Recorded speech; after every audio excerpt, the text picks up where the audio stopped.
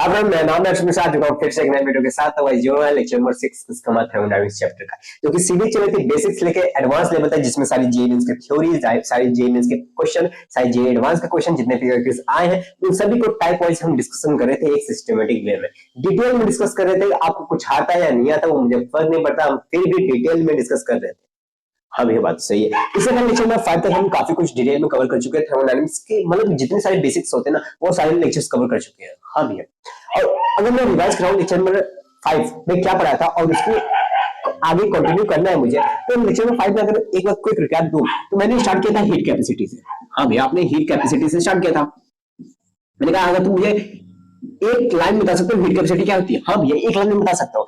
एक बॉडी है, हाँ, इस बॉडी का मुझे टेम्परेचर 1 डिग्री बढ़ाना है, ये तो सेल्सियस में केल्विन में ये मतलब नहीं है, मुझे 1 डिग्री इसका बढ़ाना है टेम्परेचर, कितना इसको हीट दे दूं वही इसका हीट कैपेसिटी होगा। मेरा अगला क्वेश्चन क्या था, क्या तुम मुझे बता सकते हो कि 500 किलो बॉडी है, 500 ग्राम की बॉडी है, उसकी हीट कैपेसिटी क्या होगी? नहीं भैया, नहीं बता सकते। मैंने कहा कि अच्छा तुम मुझे 100 ग्राम की बॉडी की हीट कैपेसिटी बता सकते हो? नहीं भैया, नहीं बता सकते। मैंने कहा क्यों? भैया आप ना अगर मुझे एक छोटी सी चीज का बता दो ना, अगर आप मुझे 1 ग्राम का बता दोगे या तो 1 मोल का बता दोगे ना, उसके बाद मैं उसको कर लूंगा, पर ऐसे डायरेक्टली बोलोगे तो नहीं कर पाऊंगा भैया। हाँ भैया, तो यहां से है दो रूप निकलते हैं भैया। एक क्या भैया, एक specific heat capacity, specific heat capacity भैया, एक आता है मोलर हीट कैपेसिटी।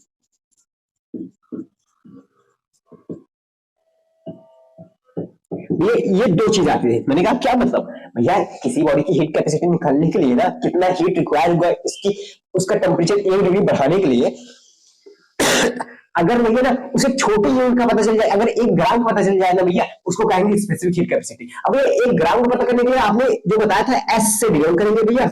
अगर 1 ग्राम को पता करना है भैया तो ये जो हीट कैपेसिटी का फॉर्मूला बताया था कि कितना हीट रिक्वायर है भैया, एक छोटा सा 1 डिग्री टेम्परेचर बढ़ाने के लिए उसे कहेंगे हीट कैपेसिटी। और उसी तरह भैया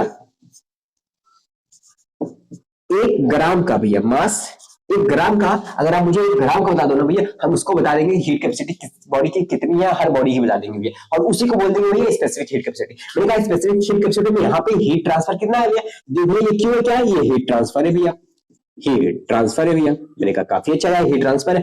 ये क्या है भैया, मास है और ये टेम्परेचर, छोटा सा टेम्परेचर 1 डिग्री टेम्परेचर। मैंने कहा ठीक है, यहाँ से तुम मुझे बता सकते हो कितना हीट ट्रांसफर करना पड़ेगा? हाँ भैया, यहाँ से बता सकते हैं एमएस dt। मैंने कहा काफी अच्छा, यहाँ से 2 फॉर्मूले बनते हैं। अगर भैया यहां से मैं 2 फॉर्मूले बनते हैं। मैंने कहा कैसे फॉर्मूले, अगर मास तो कांस्टेंट रहेगा भैया, 1 ग्राम ये। मैंने कहा अगर एस जो है, जो स्पेसिफिक हीट कैपेसिटी है एस, अगर हमारा कांस्टेंट रहेगा, मतलब किसी फंक्शन में रहेगा, डायरेक्ट गिवन होगा 4.1 4 something something something something given है, कोई नंबर भी गिवन रहेगा, कांस्टेंट रहेगा, हाँ तो वो तो बाहर आ जाएगा। हाँ भैया, ये dt क्या भैया, मैंने कहा टेम्परेचर बनाना है। हाँ भैया, चेंज इन टेम्परेचर T2 से T1 एक आ जाएगा ये। और भैया अगर मान लो जो एस है किसी फंक्शन में दिया हो, टेम्परेचर के फंक्शन में दिया हो, टेम्परेचर के डिपेंडेंट भी दिया हो, t² + 2t² करके ऐसा कुछ दिया हो, कोई भी फंक्शन दिया हो भैया जो कि डायरेक्टली कांस्टेंट ना हो भैया, उसे इंटीग्रेट करना पड़े भैया। मास तो कांस्टेंट है भैया, उसके बाद इंटीग्रेशन भी से दे देंगे ms dt को भैया, ms dt को इंटीग्रेशन में कहां से T1 से T2 तक भैया। ये सब हम अच्छे से डिटेल में, इससे ज्यादा डिटेल में पढ़ चुके थे, किसमें लेक्चर नंबर 5 में भैया। ठीक है भैया, आपने यहाँ तक बात कर ली थी। मैंने कहा काफी अच्छा। अगर बात करें तो मोलर हीट कैपेसिटी में बता सकते हो। हाँ भैया, जिस तरीके से आपने बताया कि 1 ग्राम में पता चल गया कि कितना हीट ट्रांसफर करना है। अब भैया सॉरी भैया, मुझे पता चल गया 1 ग्राम के लिए कितना हीट ट्रांसफर करना है भैया, मुझे पता चल गया। मुझे 500 ग्राम का पूछ रहे हो, मैं 500 ग्राम का बता दूंगा। 1000 ग्राम का पूछ रहे हो, मैं 1000 ग्राम का बता दूंगा। ठीक है भैया, अगर मैं आपसे पूछूं क्या मुझे तुम 10 मोल का बता सकते हो, 10 मोल की बॉडी एक सैंपल है, क्या तुम मुझे उसका हीट कैपेसिटी बता सकते हो? ये इसमें भी एक दिक्कत है। मैंने कहा कौन सी दिक्कत? आप ना मुझे ना एक काम कर दो। मैंने कहा कौन सा काम? तो आपने मुझे 1 मोल का बता दो और उसी में डिफाइन होगी मोलर हीट कैपेसिटी। 1 मोल के लिए अगर डिफाइन कर ले, उसके बाद हमें मोल में पूछेगा, हम मोल में बता देंगे। यहाँ पे ग्राम में पूछा है, ग्राम में आप बता देंगे। अब ये मोलर में भी, अब मोलर हीट कैपेसिटी में भी क्या होता है भैया, 1 मोल के लिए। मैंने कहा हाँ, 1 मोल के लिए छोटे स्मॉल सी से डिनोट करते हैं किसको, मोलर हीट कैपेसिटी को भैया। कितना dq हमें हीट देना है, dq हमें छोटा सा हीट देना है, किसके लिए भैया, टेम्परेचर T को बढ़ाने के लिए, और मोल के लिए भैया। मोल को ऐसे डिनोट करते हैं, मास को m से यहाँ पे डिनोट करें। ठीक है भैया, मैंने कहा यहाँ से dq कितना आ जाएगा भैया, कितना हीट ट्रांसफर करना पड़ेगा 1 मोल के लिए भैया, यहाँ पे nc dt आ जाएगा भैया। मैंने कहा यहाँ पे c जो है, जो मोलर हीट कैपेसिटी है, ये मोलर हीट कैपेसिटी यहाँ पे दो चीजों के लिए डिफाइन हो सकती है। अगर आइडियल गैस के लिए बात करें, हाँ भैया आइडियल गैस को बेसिकली हम लोग बात करते हैं किसमें भैया, मोल्स में, कि 4 मोल है, 5 मोल है, 6 मोल है। बेसिकली हम आइडियल मोल, बेसिकली इस चैप्टर में हम आइडियल गैसेस की बात करते हैं। हाँ भैया आइडियल गैसेस से related question molar heat capacity से आते हैं। और मोलर हीट कैपेसिटी में भैया जब इतने डिटेल क्वेश्चन आते हैं तो इसे दो टाइप में कर दिया गया है, पार्ट दिया गया है। मैंने कहा दो टाइप कौन सा, ये सब मैं डिटेल में, अब देखो भाई बोल रहा हूँ ना इसलिए क्योंकि मैंने ये सब अच्छी से डिटेल में पढ़ाया पिछले लेक्चर में, वैसे एक रिवीजन दे रहा हूँ, ठीक है। मैंने कहा दो टाइप में कौन सा भैया, एक तो ना मैंने कहा कौन कौन भैया, एक तो कांस्टेंट वॉल्यूम पे, एक तो कांस्टेंट प्रेशर पे। भैया एक इसके लिए सीपी डिफाइन होगा कांस्टेंट प्रेशर, एक सीवी डिफाइन होगा कांस्टेंट वॉल्यूम। भैया दो चीज डिफाइन होगी भैया। मैंने कहा सीपी और सीबी, हाँ भैया भैया सेम रहेगा भैया, dq equal to n C v भैया dt, और एक और रहेगा भैया dq equal to n C p d t. मैंने कहा इसमें से क्या भैया, ये कांस्टेंट वॉल्यूम के लिए था, ये कांस्टेंट प्रेशर के लिए था। मैंने डिटेल में इस पे डिस्कशन किया था भाई, बात सही है। लेक्चर नंबर 5 देख लेना प्लीज। अगर आप यहां से देख रहे हो तो प्लीज थोड़ा सा आपको कंफ्यूजन हो सकता है इस सभी में, अगर नहीं होगा तो कोई दिक्कत नहीं है, ठीक है ना। इतना समझ में आया, इतना समझ में आया, हाँ भैया। अब इंटीग्रेट मान लो सीबी अगर कांस्टेंट हुआ तो इसे बाहर कर लेंगे, और नहीं हुआ तो इंटीग्रेट कर देंगे। यहाँ से ये समझ में, हाँ भैया। मैंने कहा अगला मेरा जो टॉपिक था, जो अगला पढ़ाया था कि मैंने सीबी और सीबी को डिफाइन किया था। मैंने कहा सीबी और सीपी कांस्टेंट वॉल्यूम और कांस्टेंट प्रेशर में कौन सा बड़ा है, मतलब समझे रहे। मैंने कहा एक सिस्टम में कांस्टेंट वॉल्यूम पे है और एक सिस्टम में कांस्टेंट प्रेशर पे है। क्या तुम मुझे बता सकते हो किसका हीट ज्यादा देना पड़ेगा 1 डिग्री सेल्सियस बढ़ाने की, सॉरी 1 डिग्री उसका टेम्परेचर बढ़ाने के लिए किसका हीट, किस सिस्टम का हीट मुझे, किस सिस्टम को हीट मुझे ज्यादा देना पड़ेगा उसका 1 डिग्री बढ़ाने के लिए। क्या मतलब है, मैंने कहा कांस्टेंट वॉल्यूम पे है ये सिस्टम, कांस्टेंट प्रेशर पे ये system. Constant volume constant pressure, किस पे ज्यादा हीट देना पड़ेगा भैया। आपने कहा था ना कांस्टेंट वॉल्यूम पे ज्यादा देना पड़ेगा कांस्टेंट प्रेशर पे, आपने ये डिस्कस किया था भैया। मैंने कहा कैसे डिस्कस किया था भैया, डायरेक्ट आंसर बताता हूं यार।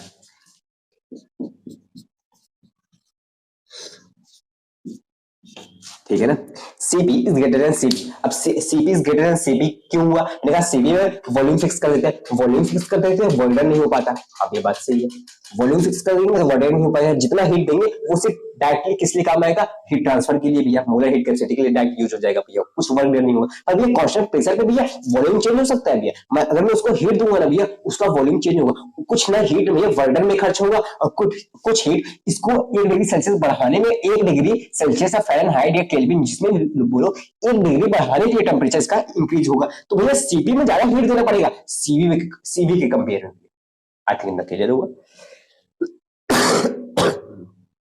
इतना समझ था, हाँ भैया। इतना हमने हीट कैपेसिटी में डिस्कस किया था। हाँ उसके बाद हम आते थे जीरोथ लॉ में। जीरोथ लॉ किसे क्या कहते हैं भैया, भैया ए है बी के साथ, ए जो है ए सिस्टम बी के साथ आइसोथर्मल पे। आइसोथर्मल क्या मतलब है, इसका टेम्परेचर सेम है भैया, आइसोथर्मल भी है। हाँ पर ए जो है वो सी के साथ भी आइसोथर्मल पे है भैया, इसका टेम्परेचर और इसका टेम्परेचर सेम है भैया। तो ओवरऑल जो रिजल्ट आता है सी और बी भी आइसोथर्मल पे होंगे। बस ये जीरोथ लॉ था भैया, बस कुछ नहीं था। जो मेन डिस्कशन होने वाला है वो आज होने वाला है, जो कि होने वाला है क्या, फर्स्ट लॉ ऑफ थर्मोडायनेमिक्स पे, ठीक है ना। इसको मैं इरेज करता हूँ, आई थिंक मुझे क्लियर है। हाँ भैया मेरी डिस्कशन किस पे होने वाला है, फर्स्ट लॉ ऑफ थर्मोडायनेमिक्स। अब मैं डिटेल में बात करूंगा एकदम डिटेल में, ठीक है। अगर आपको कुछ आता है या नहीं आता कोई फर्क नहीं पड़ता, बस ध्यान से सुनना, बिलीव मी सब आ जाएगा, ठीक है ना।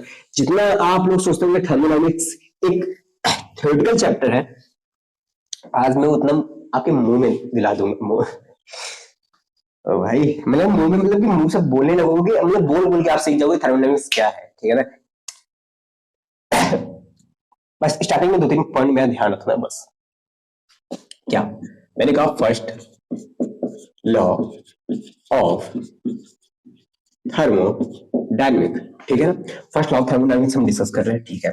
फर्स्ट लॉ ऑफ थर्मोडायनेमिक्स देखो, मैं सारी चीजें रिलेवेंट बात कर रहा हूँ, तो चैप्टर को, सिलेबस को कैसे कवर करना है, किस तरीके से कवर किया जाता है, ऑफलाइन में क्यों सिलेबस जल्दी कवर होता है, वो सारी चीजें मैं अच्छे से जानता हूँ, डिटेल में जानता हूँ। तो मुझे जज मत करना कि कितना कंटेंट आप दे रहे हो, कितना कंटेंट नहीं दे रहे हो। मैं सारा कंटेंट दूंगा जितना मुझे रिलेवेंट लगता है, जितना एग्जाम में आएगा, जिससे क्वेश्चन बनेगा, जिससे आपको समझ में आ जाएगा, वो सारी चीजें मैं बात करूंगा, ठीक है ना। तो डरने की बात नहीं है। अभी तक तुम सभी लोग ऑनलाइन लेक्चर से देखे, मुझे प्लीज जज मत करना, प्लीज प्लीज। मैं कोई भगवान नहीं हूँ, पर मैं एक इंसान हूँ, बस मुझे इतना पता है कि मुझे कैसे पढ़ाना है आपको, और कैसे समझ में आ जाएगा, कैसे क्वेश्चन टैकल हो जाएंगे अच्छे लेवल तक, ठीक है ना, और कैसे सिलेबस को जल्दी कवर करना है और इफिशिएंट तरीके से एक अच्छे से डिटेल में कवर करना है। तो मेरी बात सुनो, first law of thermodynamics. First law of thermodynamics कुछ है नहीं भैया, कौन सी बात है। मैंने फर्स्ट लॉ ऑफ थर्मोडायनामिक्स सिर्फ सिंपल से दो बात कहता है, एक बात कहता है, उसी को मैनिपुलेट करके दूसरी बात बनती है। पहली बात ये कहता है कि एनर्जी कंजर्वेशन लॉ, मतलब जो एनर्जी कंजर्वेशन लॉ आपने पढ़ा है ना, वही क्या है हमारा फर्स्ट लॉ ऑफ थर्मोडायनामिक्स। क्या मतलब, एनर्जी जो है भैया वो ना ही तोड़ी जा सकती है, ना ही बनाई जा सकती है। Energy neither be created nor be destroyed, it can only be transformed one form to another form। एक एनर्जी ना तोड़ी जा सकती, ना बनाई जा सकती, बस उसे ट्रांसफर किया जा सकता है एक फॉर्म से दूसरे फॉर्म में। ये हमारा थर्मोडायनामिक्स कहता है। ये पहला पॉइंट, ठीक है। अब इसी को मैनिपुलेट करके दूसरी लैंग्वेज में अगर सुनना है आपको तो सुन लो मेरी बात। एक ये यूनिवर्स है, ये आइसोलेटेड सिस्टम है। हाँ भैया, यूनिवर्स जो है एक परफेक्टली आइसोलेटेड सिस्टम है, बात सही है भैया। इसके अंदर जितनी भी एनर्जी है यूनिवर्स के अंदर ना भैया, वो कांस्टेंट है भैया, वो ना कहीं खत्म हो रही, ना कहीं जा रही है भैया। बस वो अगर मान लो एक जगह से जा रही है, दूसरी जगह पे जा रही है, एक जगह से दूसरी जगह जा रही है, पर दूसरे फॉर्म में जा रही है, बस हमें पता नहीं लग रहा, पर वो ओवरऑल जो ये है एक आइसोलेटेड सिस्टम में एनर्जी पूरी कांस्टेंट है भैया। ये हमारा क्या कहता है, फर्स्ट लॉ ऑफ थर्मोडायनामिक्स। बस 2 पॉइंट लिखना। अगर नोट्स बना रहे हो, ड्रॉप आउट हो तो मत लिखना, ठीक है। क्या कहता है first law, energy conservation law पे कहता है एनर्जी नादे को कहता है not be destroyed, it only can be converted into one form to another form, ठीक है ना। Energy conservation law, energy conservation law, ठीक है ना। Universe is isolated system, universe is isolated system, hence all the energy is constant, hence all the energy, hence all the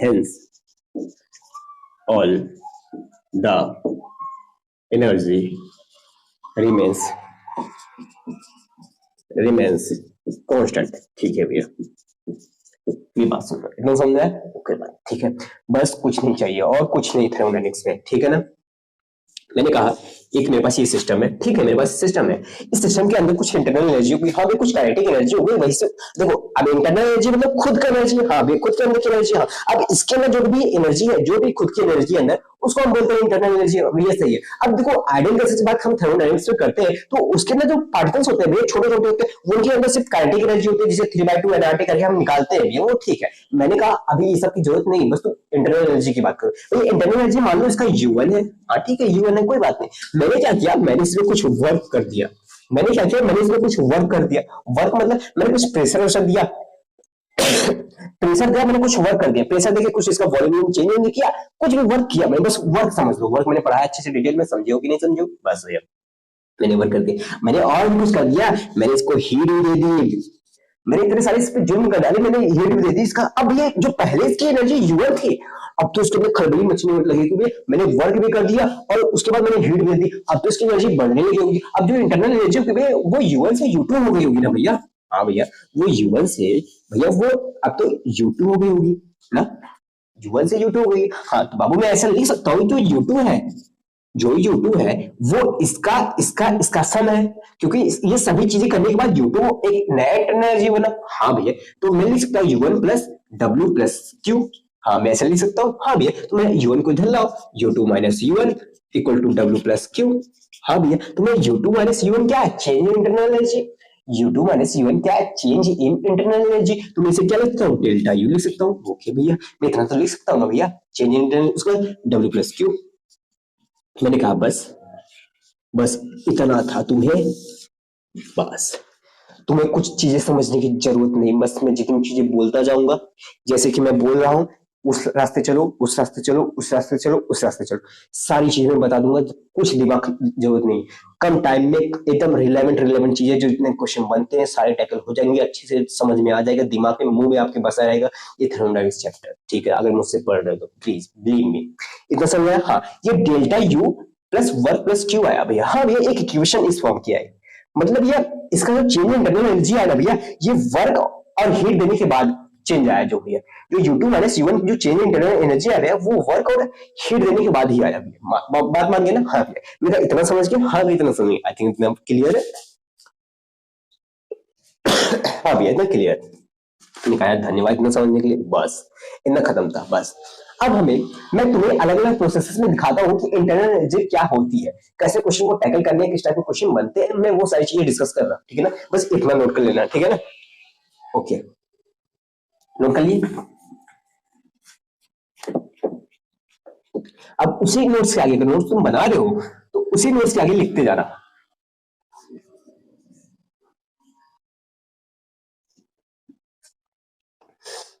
मैंने कहा अब उसी नोट्स आगे लिखना बाबू। पहला 1 2 3 4 4 पॉइंट लिखवाऊंगा मैं, 4 ऐसे करके लिखवाऊंगा, पढ़ाऊंगा बस। चारों में ये खत्म, फर्स्ट लॉ हमारा खत्म। उसके बाद हम अगले आगे टॉपिक्स पढ़ेंगे। ठीक है? आइसोथर्मल, आइसोथर्मल प्रोसेस ये तुम पढ़े भैया? मैंने कहा जो तुम पढ़े वो नहीं बता रहा हूँ बाबू, सुनो मेरी बात। आइसोथर्मल प्रोसेस भैया, temperature constant, isothermal temperature same रहेगा। एक सिस्टम और एक सिस्टम का अगर एक सिस्टम को दूसरे सिस्टम में कन्वर्ट कर रहे हैं, उनके बीच में हमें टेम्परेचर को कांस्टेंट करना है, टेम्परेचर 0 रखना है। हाँ मेरी बात सही है, temperature equal to 0, temperature equal to 0 सही है। मैंने कहा एक आइस है, उसको मैं पिघला रहा हूं, मैं उसको हीट दे रहा हूं, क्या उसका टेम्परेचर बदला? वो आइस पिघल के पानी हो गया, क्या उसका टेम्परेचर बदला? यहाँ पे क्या वो आइस थर्मल प्रोसेस कहलाएगा? हाँ भी कहलाएगा, नहीं भैया नहीं कहलाएगा। दो आंसर होंगे, कहलाएगा या नहीं कहलाएगा। अगर मैं ये सब मैं डिटेल में बात कर चुका, पर मैं कुछ और बात बता रहा हूँ। बस एक चीज बेसिकली 2 पॉइंट है, 2 मिनट में, 1 मिनट सॉरी 30 सेकंड में खत्म कर रहा हूँ, मेरी बात सुनो। मैंने कहा नहीं नहीं वो आइसोथर्मल प्रोसेस कहलाएगा भैया। क्यों कहलाएगा? आप उसको हीट दे रहे हो तो उसका टेम्परेचर बदलेगा। मैंने कहा ना बाबू ना, जो देखो जो ये बर्फ होता है, जो पानी होता है, जो सॉलिड आइस होता है, वो H2O सॉलिड है। हाँ भैया, उनके अंदर ना ये नॉन आइडियल होते हैं, ये नॉन आइडियल होते हैं। इनके जो पार्टिकल है, इनके बीच में फोर्स ऑफ अट्रैक्शन रहते हैं। हाँ भी, वो फोर्स ऑफ अट्रैक्शन की वजह से ये जकड़े हुए रहते हैं। इनका जो मॉलिक्यूलर एक्सिस्टेंस रहता है वो एकदम टाइट रहता है। हाँ भी, जो हम हीट देते हैं ना, वो हीट जाके इनके मॉलिक्यूलर अट्रैक्शन को तोड़ता है। वो जो हीट देते हैं वो जाके इनमें खर्च हो जाता है मॉलिक्यूलर अट्रैक्शन को तोड़ने में, ना कि इनका टेम्परेचर बदलने में। इनका टेम्परेचर पहले जितना था उतना बाद में रहता है, उतना बाद में भी रहता है। पहले कितना था? एकदम टाइट था, टाइट था, एकदम टाइट था। अब जो हीट दिया तो इसे फोर्स करके पानी बन गया भैया। अब ये पानी बन गया भैया, अब ये पानी बन गया, तो इनका अभी भी टेम्परेचर उतना ही जितना पहले था, बस जो हीट दिया मैंने वो उनके बस फोर्स ऑफ अट्रैक्शन को तोड़ने में खर्च हुई भैया, और हीट इनका टेम्परेचर बदला नहीं है भैया। ठीक है ना? उसी तरह भैया एक लिक्विड है भैया, लिक्विड है H2O लिक्विड है, उसको मैं H2O वेपर में कन्वर्ट करना है भैया, उसमें भी भैया आइसोथर्मल प्रोसेस रहेगा। ठीक है ना? इसलिए हम अच्छे से बात करेंगे, डिस्कशन करेंगे, जे एडवांस लेवल तक कहां से कॉन्सेप्ट जोड़ के बात हो सकती है, मैं अभी इसी लेक्चर में बात करूंगा। बस मेरी बात सुनते जाओ। मैंने कहा टेम्परेचर 0 रहता है। हाँ भैया, मैंने कहा कि अभी मैंने लॉ पढ़ा है, फर्स्ट लॉ ऑफ थर्मोडायनेमिक्स। ठीक है? मैंने कहा उसको एक बार लिखो या जरा भैया, आपने पढ़ा है कि delta U change in internal energy होती है क्यू प्लस डब्ल्यू, भाई यही आपने पढ़ा है? मैंने कहा ठीक है, मैंने यही पढ़ा है, मुझे कोई गलती नहीं हुई। तो एक मिनट भैया, अगर आप टेम्परेचर 0 रख रहे हो, मैं टेम्परेचर का चेंज 0 रख रहे हो, हाँ, तो ये U2 माइनस UN है। हाँ भैया, U2 माइनस UN है भैया। अगर टेम्परेचर चेंज रहे तो इंटरनल एनर्जी बदलेगी नहीं। अगर टेम्परेचर 0 है भैया आइसोथर्मल प्रोसेस में, तो internal energy U2 minus UN भैया बदलेगी ही नहीं, ये भैया 0 रहेगी। मेरे कहा बात सही तुम्हारी, ये 0 रहेगी। हाँ भी, बदलेगी नहीं। इंटरनल एनर्जी आइसोथर्मल प्रोसेस में internal energy change, internal energy जो डीयू होती है या डेल्टा यू होता है भैया, वो 0 होता है भैया। इतना समझ लेना क्यों होता है। मैंने कहा टेम्परेचर 0 होता है तो इंटरनल एनर्जी 0 जाएगा बाबू, सिंपल सी बात है। हाँ भैया, ये भी डिस्कशन अच्छे से किए। हाँ भैया, मैंने कहा इतना समझ में। हाँ भैया, तो हम इसको लिख क्या सकते हैं, Q equal to minus W, ऐसे लिख सकते हैं ना। Q को इधर लाओगे तो मैं W को इधर लाओगे तो माइनस डब्ल्यू हो जाएगा। हाँ भैया, और ऐसे लिख सकते हैं कि minus Q equal to W. हाँ भैया, ऐसे लिख सकते हैं ना। हाँ भैया, मैंने कहा बस ये सब 2 चीज याद रखना। ठीक है? नहीं तो एक ही चीज याद रखो, Q equal to minus W, नहीं तो इतना याद रखो कि इतना इंटरनल एनर्जी 0 हो जाती है। मैंने कहा ठीक, ये इसमें क्या बड़ी बात है। मैंने कहा अच्छा, इतना क्लियर है ना। हाँ क्लियर। मैंने कहा इसमें कुछ बड़ी बात नहीं है बाबू, ठीक है ना, इसमें कोई बड़ी बात नहीं। अब मैं समझा रहा हूँ, मेरी बात सुनना। अब मैं थ्योरेटिकल जाने वाला, मैं मुंह पे जाने वाला हूँ, मुंह, मैं मुझबानी बात करने वाला। मैंने कहा टेम्परेचर जीरो है तो इसका हीट देने का कोई मतलब नहीं है। टेम्परेचर जीरो है, चेंज इन एनर्जी जीरो है, तो भैया इंटरनल एनर्जी जो होगी वो जीरो की बात सही है। मैंने कहा अब ये इक्वेशन मानी कि भैया क्यू को आगे निकलना होगा तो माइनस क्यू प्लस डब्ल्यू हो जाएगा। भैया ये साइन जो है भैया, ये साइन तो हमें मैथमेटिकली पता है, पर हमें जरा समझाओ ये क्यों हो रहा है। मैंने कहा बात सुनो, मैंने कहा बात सुनो मेरी, अब तुम्हें साइन का मतलब पता चलेगा। मैंने कहा ये सिस्टम है, हाँ ये सिस्टम है ना, हाँ भैया सिस्टम है। मैंने कहा ये सिस्टम अगर वर्क करता है, सिस्टम अगर खुद के अंदर वर्क करता है, हाँ भैया, वो वर्क जब वो खुद करेगा, खुद से वर्क करेगा, हाँ, वो माइनस डब्ल्यू कहलाए, वो खुद वर्क जो करेगा वो नेगेटिव में ले जाता है, हाँ भैया। वो जो सिस्टम वर्क कर रहा है, system work by the system is taken as negative, भैया बात सही है, हाँ भैया। मैंने कहा जब सिस्टम वर्क करेगा, खुद से करेगा, खुद से कर देगा। मान लो मैं सिस्टम हूं, मैं वर्क कर रहा हूं, करता जा रहा हूं, करता जा रहा हूं, करता जा रहा हूं, करता जा रहा हूं, करता जा रहा हूं, हाँ भैया। आप बोलोगे यार तुम तो कर नहीं रहे हो भैया, जो आपका सिस्टम है यही करता जा रहा है, वर्क यही करता जा रहा है, मैं बिना खाना खाए, अब देखो मैं बिना खाना खाए वर्क करता जा रहा हूँ, करता जा रहा हूँ, करता जा रहा हूँ, करता मैं अपने आप को तो नेगेटिव में लूंगा, हाँ मेरा जो डब्ल्यू होगा भैया वो नेगेटिव में आएगा। पर एक टाइम आएगा मैं थक जाऊंगा यार, मैं बोलूंगा यार बाहर से मुझे ना कुछ हीट मिल जाए, मतलब मेरा कुछ खाना मिल जाए यार, मजा आ जाए, तो बाहर से कुछ हीट देंगे। अब बाहर से हीट लोगे तो उसे पॉजिटिव मिलेंगे। ये सब पढ़ाया था ना, साइन कन्वेंशन पढ़ाए थे ना, हाँ भैया। तो ये साइन इसलिए है कि अगर मैं वर्क करूंगा, अगर मैं वर्क करूंगा, सिस्टम वर्क करेगा, सिस्टम वर्क करेगा तो वो नेगेटिव में जाएगा, पर उसी टाइम अगर बाहर से हिट दिया जाएगा उसे पॉजिटिव में, तो ये साइन है। हाँ अगर मैं इसी का उल्टा करूं तो मान लो कि वो जो वर्क है वो मैं नहीं कर रहा हूं, मेरे सिस्टम पे, मेरा जो ये सिस्टम है इस पे देखो, जो सिस्टम है अब ये वर्क नहीं कर रहा है, सिस्टम वर्क नहीं कर, हम बाहर से कुछ प्रेशर दे रहे हैं, हम वर्क कर रहे हैं, हम कहे आज वर्क करेंगे, इस पे वर्क करेंगे, ठीक है भैया, हम कुछ प्रेशर दे रहे हैं, हो रहा है भैया, हाँ भैया बताओ। मैंने कहा जब प्रेशर देंगे करेंगे, हाँ भैया, तो इसके अंदर भी कुछ एनर्जी स्टोर होगी, हाँ भैया, पहले U1 थे भैया, U1 से U2 चली जाएगी भैया, एनर्जी कुछ स्टोर होगी, हाँ भैया। पर एक मिनट, अगर एनर्जी स्टोर होगी भैया तो इसका टेम्परेचर बढ़ेगा भैया, अगर एनर्जी स्टोर होगी तो टेम्परेचर बढ़ेगा भैया, बात सही है। हाँ, पर ये आइसोथर्मल प्रोसेस है भैया, आइसोथर्मल प्रोसेस में टेम्परेचर चेंज जीरो होना चाहिए, तो ये टेम्परेचर बढ़ क्यों रहा है। मैंने कहा एक काम करो सिस्टम, एक काम करो तुम, तो अब टेम्परेचर तुम्हें बराबर रखना है ना, जीरो रखना है, हाँ क्योंकि तुम्हारा आइसोथर्मल प्रोसेस है, हाँ तुम एक काम करो, जो टेम्परेचर बढ़ रहा है ना उसे निकालते जाओ, बाहर निकाल दो, जो निकाल दोगे बाहर तो एडजस्ट हो जाएगा, टेम्परेचर इक्वल टू जीरो रहेगा, तो वो जो टेम्परेचर रहेगा, वो जो हीट रहेगा वो माइनस क्यू वो बाहर निकाल देगी, जब वो बाहर निकाल देगी उसे माइनस क्यू लिखेंगे। पहले जब वर्क किया, जब होमवर्क करते उसे प्लस डब्ल्यू मिला, प्लस डब्ल्यू, मैंने इसमें क्या किया, मैंने वर्क किया ऑन द सिस्टम, सिस्टम के अंदर एनर्जी बनी, एनर्जी उसने रिलीज कर दिया, अब मजबूरी थी एनर्जी रिलीज करना, क्यों, अगर रिलीज नहीं करती तो आइसोथर्मल प्रोसेस को मानती कैसे, उसको निकालने के लिए माइनस क्यू कर दिया, हीट को निकाला तो माइनस क्यू दिया, वर्क हम कर रहे हैं प्लस डब्ल्यू है, बस दो चीजें थी भैया, खत्म हुआ। आई थिंक इतना क्लियर हुआ, क्लियर हुआ। एडवांस लेवल पे ऐसे स्टेटमेंट वाइज क्वेश्चन बनेंगे, स्टेटमेंट वाइज, ये आप इक्वेशन आपको रट मारोगे पता है आप, सॉरी आप अगर इसे रट मारोगे भी ना, अगर स्टेटमेंट बनेगा, अगर आपके मन में क्वेश्चन एकदम क्लियर नहीं है टॉपिक ना, खत्म हो जाओगे, कुछ नंबर नहीं मिलने वाले, जीरो जाएगा माइनस में। आई थिंक इतना क्लियर हुआ, हाँ भैया मैंने कहा थैंक यू यार।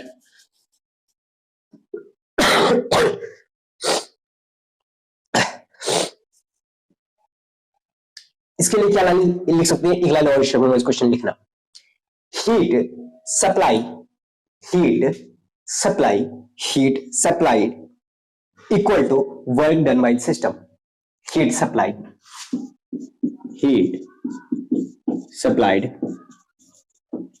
equal to work done by the system, क्या ये लाइन सही है कि नहीं है, क्या मतलब है। मैंने कहा अगर मैं हीट सप्लाई करूंगा तो जो वर्क होगा वो सिस्टम करेगी, work done by the system, तो इक्वल आ गया भैया, हाँ भैया हीट जो सप्लाई कर रहे हो आप प्लस क्यू में जो ले रहे हो भैया, प्लस क्यू जो सप्लाई कर रहे हो भैया, और वो इक्वल है भैया work done by the system, work done by the system में माइनस में जाता है। क्या ये लाइन सही है भैया, हाँ भैया सही। क्या ये लाइन सही है भैया, हाँ भैया ये लाइन सही है।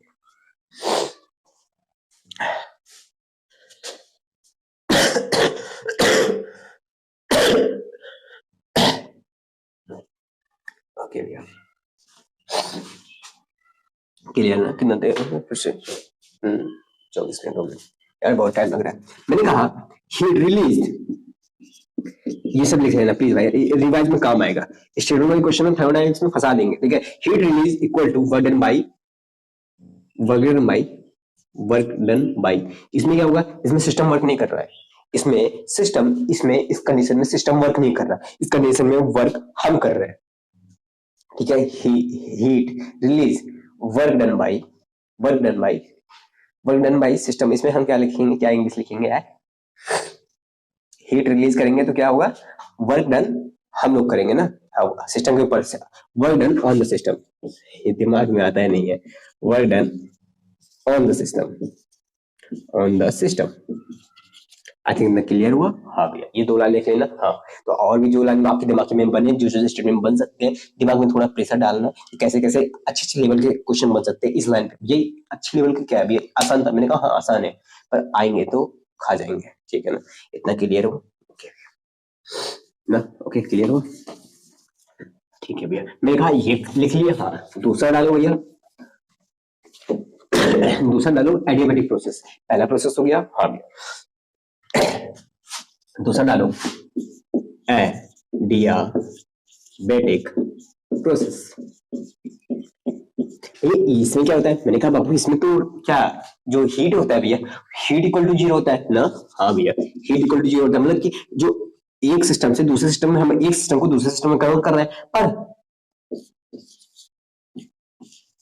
एक सिस्टम को हम दूसरे सिस्टम में कन्वर्ट कर रहे हैं, वन को दो में कन्वर्ट कर रहे हैं, पर ये इसके अंदर ना हीट हम ट्रांसफर नहीं कर रहे हैं। मतलब मैं 1 किलोमीटर चल रहा हूं, मैं चलता जा रहा हूं, दौड़ जा रहा हूं, उसमें एनर्जी लगेगी। हाँ, वो एनर्जी मेरे अंदर से खर्च हो रही, मैं बाहर से खाना नहीं खा रहा हूं, बाहर से हीट के फॉर्म में कुछ एनर्जी नहीं ले रहा हूं, मैं अपने बल पे, मैं अपने इंटरनल एनर्जी के बल पे काम कर रहा हूं। इतना समझ में? हाँ, तो मतलब हीट ट्रांसफर ऐसे होगा भाई, बाहर से कुछ एनर्जी नहीं मिले ना। इतना क्लियर होगा? ये सारी चीजें मैंने बात की है अच्छे से, ठीक है। हाँ जी, तो ठीक है, इतना समझ में? हाँ, मैंने कहा डेल्टा यू, क्या हमारा जो first law of thermodynamics, delta U plus Q plus W था। हाँ, ये क्यू क्या था भैया, हीट था। मैंने कहा हीट यहाँ पे 0 होगा, ट्रांसफर ऑफ हीट 0 होगा। हाँ भैया, तो यहाँ पे क्वेश्चन क्या बनी, ये यहाँ पे delta you equal to W हुआ। मैंने कहा बस ये हुआ, वर्ड हुआ। क्या मतलब भैया? अब स्टूडेंट थोड़ा सा मुंह से बताओ। मैंने कहा कि ये है कि एक सिस्टम को दूसरे सिस्टम में बदलने के लिए, एक सिस्टम को दूसरे सिस्टम में बदल, सॉरी, एक सिस्टम के स्टेट ऑफ द सिस्टम को दूसरे स्टेट ऑफ द सिस्टम में बदलने के लिए हमें वर्क करना पड़ा। उसकी क्या, इंटरनल एनर्जी भैया, U1 से U2 हमें बदलने के लिए हमें वर्क करना पड़ेगा। अगर किस प्रोसेस में, एडियाबैटिक प्रोसेस में। क्या मतलब समझिए? अरे बाबू, मैंने कहा ना सिंपल सी, अगर मैं 1 किलोमीटर दौड़ रहा हूं और मना है मुझे एडियाबैटिक प्रोसेस है, मुझे खाना बाहर से नहीं लेना, मुझे हीट नहीं लेना, तो मैं कैसे दौड़ पाऊंगा भैया? खुद की एनर्जी की वजह से, खुद की एनर्जी। अब मैं वहां से, पहले एनर्जी मेरी U1 थी, फिर मैं वहां जाऊंगा, U2 हो जाएगी मेरी एनर्जी, क्योंकि मेरी एनर्जी खर्च होगी। तो ओवरऑल मेरा जो इंटरनल एनर्जी जो चेंज हो रहा है, चेंज इन इंटरनल एनर्जी हो रहा है, वो क्यों हो रहा है? क्योंकि मैं वर्क कर रहा हूं, इंटरनल एनर्जी चेंज हो रहा है, U1 से U2 जा रहा है, क्योंकि मैं वर्क कर रहा हूं। बस खत्म बात, समझो? हाँ, मैंने कहा इतना नोट कर लो बस, ठीक है ना। हाँ, एग्जाम में क्वेश्चन कैसे आता है, मैंने कहा जेएमएस का टाइप ऑफ क्वेश्चन है, ये स्टेटमेंट दे देता है, ये क्वेश्चन देगा, बोलेगा एडियाबैटिक प्रोसेस के लिए क्या ये क्वेश्चन सही है, ये गलत है। हाँ भैया, अगर उस टाइम में हमें पता चल जाएगा, दिमाग में आ जाएगा तो सही है, अगर नहीं आएगा तो कैसे टैकल करना है भैया? मैंने कहा उस टाइम अगर दिमाग में नहीं आएगा कैसे टैकल करना है एडियाबैटिक प्रोसेस की, बस ये लाइन लिखना। हाँ, ये वाला लाइन लिखना, सोचना एडियाबैटिक प्रोसेस हीट जीरो, ये क्वेश्चन बना भैया। हाँ भैया, बस सही है भैया, अगर गलत हुआ तो गलत कर देना, सही हुआ तो सही कर देना, बस इस टाइप के क्वेश्चन बनते हैं इसमें। हाँ, बस मैं छोटे छोटे क्वेश्चन ऐसे बताते जा रहा हूँ, ठीक है, और स्टेटमेंट वाले क्वेश्चन बताते जा रहा हूँ, ठीक है। अगला मैं आइसोकोरिक आइसोकोरिक लेता हूँ, ठीक है। इतना हो गया ना, इतना लिख लेना भैया। अब 2 और बचे हैं, आइसोकोरिक एंड आइसोबारिक। 2 और बचे हैं, आइसोकोरिक एंड आइसोबारिक। अब ये जो चलेंगे 5-5 मिनट के रहेंगे, ठीक है। अभी तो मैं जल्दी कवर कर रहा था, ये 5-5 मिनट रहेंगे, ये 2 लास्ट है, इनको अच्छे से देखना, ठीक है ना, अच्छे से डिस्कशन करना, क्योंकि इन पे क्वेश्चन जे मेंस के, जे एडवांस लेवल के मिला के आएंगे, तो जे मेंस के अच्छे बनेंगे, और जे एडवांस के बनेंगे तो मिला के क्वेश्चन आएंगे तो अच्छे लेवल के बनेंगे। महात्मा जी ध्यान से देखना, ठीक है ना बाबू? कितना टाइम हो गया? 29 मिनट भैया, मुझे डर लगता है ना मेरा मोबाइल स्विच ऑफ ना हो जाए। एक तो स्टोरेज खत्म है इसकी, मोबाइल पुराना है, 6 8 9 साल पुराना है, सेकंड हैंड फोन ही है मेरे पास। हाँ तो स्टार्ट करूं। मैंने कहा आइसोबारिक आइसोकोरिक लेते हैं पहले। Isochoric, isochoric process. Isochoric process क्या मतलब आइसोकोरिक प्रोसेस का? पहले मैं प्रोसेस समझ लेता हूँ। ये मैं आपने समझाया, मैंने कहा फिर से मेरी बात सुनो। 2 मिनट भी नहीं लगेंगे, 30 सेकंड लगेगा। मैंने कहा आइसोकोरिक प्रोसेस एक सिस्टम है, हाँ भैया, उसको दूसरे सिस्टम में कन्वर्ट करना है। पर इस प्रोसेस को ध्यान रखते हुए आइसोकोरिक प्रोसेस कहता है कि जो वॉल्यूम है भैया वो चेंज नहीं होना चाहिए। जो V1 से V2 जब जाएगा, इसका वॉल्यूम V1 होगा, इसका V2 होगा। जब यहां से यहां जाएगा वॉल्यूम 0 होना चाहिए। 1 मिनट, वॉल्यूम 0 होगा तो वर्क डन भी 0 होना चाहिए। मैंने कहा क्यों वर्क डन क्यों 0 होना चाहिए? 1 मिनट भैया, वॉल्यूम अगर कुछ हो ही नहीं रहा है, वॉल्यूम बदल ही नहीं रहा है, तो वर्क कैसे होगा? मैंने कहा वर्क क्यों नहीं होगा यार, वर्क होना चाहिए। अरे भैया वर्डन क्या होता है आपने पढ़ा नहीं क्या? वर्डन होता है P external into delta V। Delta V अगर 0 होगा तो कहां से वर्डन भी टोटल 0 आएगा? मैंने कहा अरे हाँ यार सॉरी मैं भूल गया था, तो यहाँ पे वर्डन इक्वल टू 0 होगा। इतना तुम्हें पता है ना? हाँ भैया वर्डन यहाँ पे 0 होता है। सॉरी यार मुझसे गलती हो गई थी, पर तुम्हें याद है उसके लिए थैंक यू यार ना। मैंने कहा तो वर्डन 0 होगा। हाँ भैया इसमें वर्क जो होगा वो 0 होगा, क्योंकि वॉल्यूम जो भैया चेंज इन वॉल्यूम भैया वो 0 होता है। मैंने कहा थैंक यू तो बताने के लिए मुझे। और थोड़ा सा और बताओ। अब ये फर्स्ट लॉ ऑफ थर्मोडायनेमिक्स लिखो पहले तो। फर्स्ट लॉ ऑफ थर्मोडायनेमिक्स क्या कहते हैं? Delta you equal to Q plus W. हाँ भैया तो इसमें तो वर्ग 0 है। अच्छा तो इसको 0 लिखो भैया। मैंने कहा ठीक है मैं लिख दिया। अब क्या भैया डेल्टा यू प्लस क्यू, ये हमारा इक्वेशन आया। मैंने कहा ये क्या है? थोड़ा सा मुझे इसे एक्सप्लेन कर देना यार, मैं इसको मुझे याद नहीं हो रहा है। भैया मेरी बात सुनो, आपको आओ मैं थ्योरेटिकली बताता हूं। मैंने कहा थ्योरेटिकली क्या मतलब? Change in internal energy equal to heat. Heat कौन सा? हीट ट्रांसफर कौन at a constant volume. Constant volume नहीं समझे नहीं? मैंने कहा तुम मुझे नहीं समझा पा रहे हो, अब मेरी बारी, अब मैं तुम्हें समझाता हूँ, ठीक है ना? यार ट्रेन जा रही है बगल में, उधर काम हो रहा है, कंस्ट्रक्शन घर बन रहा है। मेरा ही कुछ नहीं बन रहा है, मेरा वीडियो बन रहा है यार, उसी में परेशान करते जा रहे हैं लोग। ट्रेन जाने दे यार बाबू।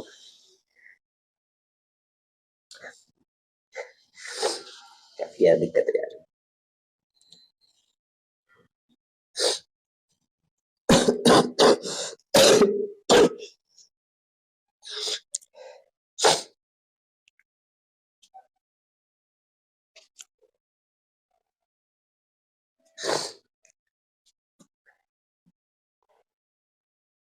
ये ना ये चोच वाला घर रखे उधर बच्चे रो रहे हैं, छोड़ो।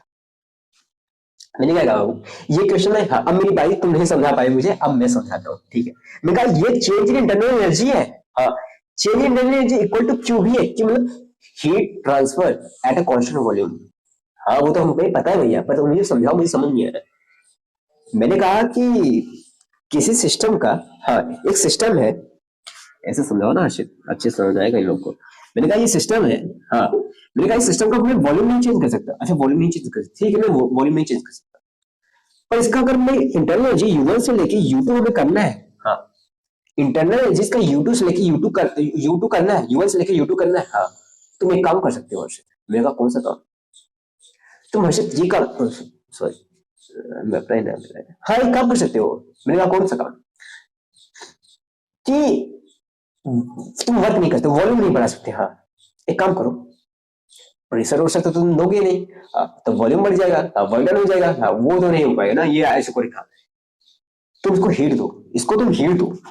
जो तुम हीट दोगे ना भैया, जो तुम हीट दोगे उसके बाद इसकी इंटरनल एनर्जी चेंज होगी। हीट दोगे भैया, हीट दोगे इंटरनल एनर्जी क्यों चेंज होगी? मैंने कहा आइडियल सिस्टम है, आइडियल सिस्टम में एक पार्टिकल्स होते हैं, गैसेस के पार्टिकल्स होते हैं। अब गैसेस के पार्टिकल्स रहेंगे, अब उनके बीच में जो कुछ रहेंगे, इतने एक पार्टिकल यहाँ होगा, एक पार्टिकल यहाँ होगा, एक दूसरे से धीरे धीरे से टकरा रहा होगा, ऐसे ऐसे कर रहा होगा, ऐसे। मैंने हीट दे दिया इसे, मैंने हीट दे दिया। अब जल्दी जल्दी करेंगे, जल्दी जल्दी टकराएंगे, जल्दी। पहले उसको धीरे धीरे करा था क्योंकि उसकी इंटरनल एनर्जी केवल थी। अब मैंने उसे हीट दे दिया, अब वो जल्दी जल्दी टकराएगा क्योंकि अब उसकी इंटरनल एनर्जी बदल चुकी है। क्या मतलब? Change in internal energy is due to due to transfer of heat at constant volume में। क्या मतलब भैया, क्यूबी पे आइसोकोरिक प्रोसेस में कांस्टेंट वॉल्यूम पे जो इंटरनल एनर्जी चेंज होती है, इतना ध्यान रखना, इतना लिख लेना। आइसोकोरिक प्रोसेस में कांस्टेंट वॉल्यूम पे मतलब, आइसोकोरिक प्रोसेस पे मतलब कांस्टेंट वॉल्यूम पे जो इंटरनल एनर्जी चेंज होती है वो हीट ट्रांसफर की वजह से होती है, ठीक है ना।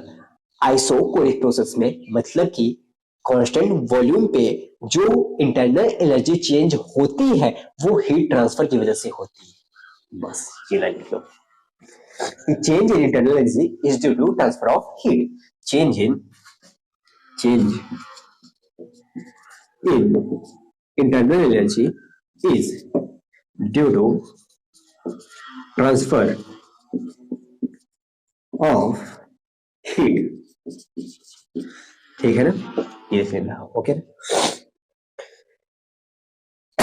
ऐसा बोल सकते हो कि change in internal energy is equal to transfer of heat at constant volume. ये भी लाइन लिख लेना साइड, ये जितनी भी लाइंस है ना स्टेटमेंट वाइज आप इसे ये लिख लोगे ना, इन थ्रू रिवाइज करना, ठीक है, इसके थ्रू आप रिवाइज करना, ओके ना।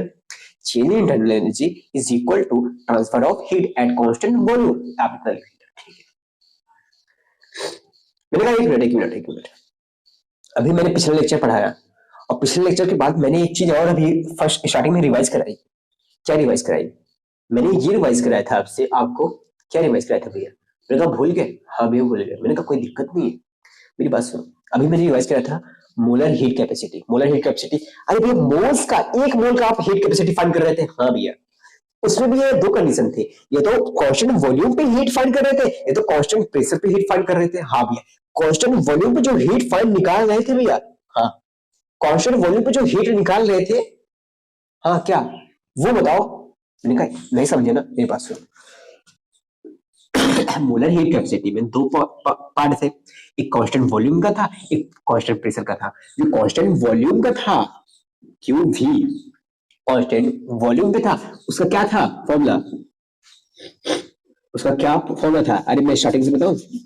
मैंने कहा जो कांस्टेंट, मैंने कहा कि मोलर हीट कैपेसिटी को स्मॉल सी से डिनोट करते हैं। हाँ भैया, वो क्या होता है? डीक्यू, जितना हीट ट्रांसफर करो छोटा सा, वो dt के बराबर होता है ना, dt के बराबर होता है n मोल के। हाँ भैया, तो यहाँ पे कितना ट्रांसफर हीट आ जाता है, कितना हीट आता है भैया? यहाँ पे dq कितना आता है? ट्रांसफर ऑफ हीट में कितना हीट ट्रांसफर करना पड़ता है एक मोल के लिए, मैंने ये बताया था। हाँ भैया, ये NCDT भैया। और भैया अगर ये मान लो ये कांस्टेंट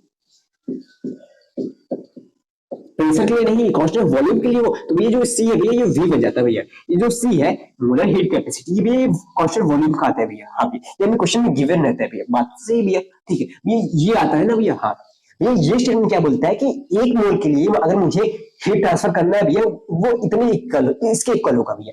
एक मोल की जगह एन की जगह एक मोल, सीवी भैया उसका सीवी लिख लेंगे, डीटी भैया टेम्परेचर भैया लिख लेंगे। बात तो सही, इतनी बात तो सही तुम्हारी, ठीक है।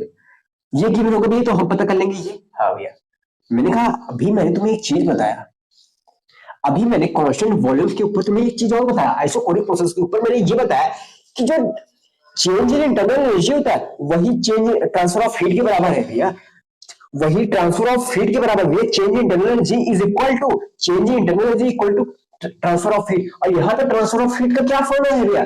ट्रांसफर ऑफ हीट का भी कांस्टेंट वॉल्यूम का भी फॉर्मूला ये है एनसीवीडीटी जो भी है भैया, ये है ना एनसीवीडीटी करके भी फॉर्मूला है। और ट्रांसफर ऑफ हीट का है, और ये यहाँ पे ट्रांसफर ऑफ हीट किसके बराबर भी है? चेंज इन इंटरनल एनर्जी के बराबर भी है।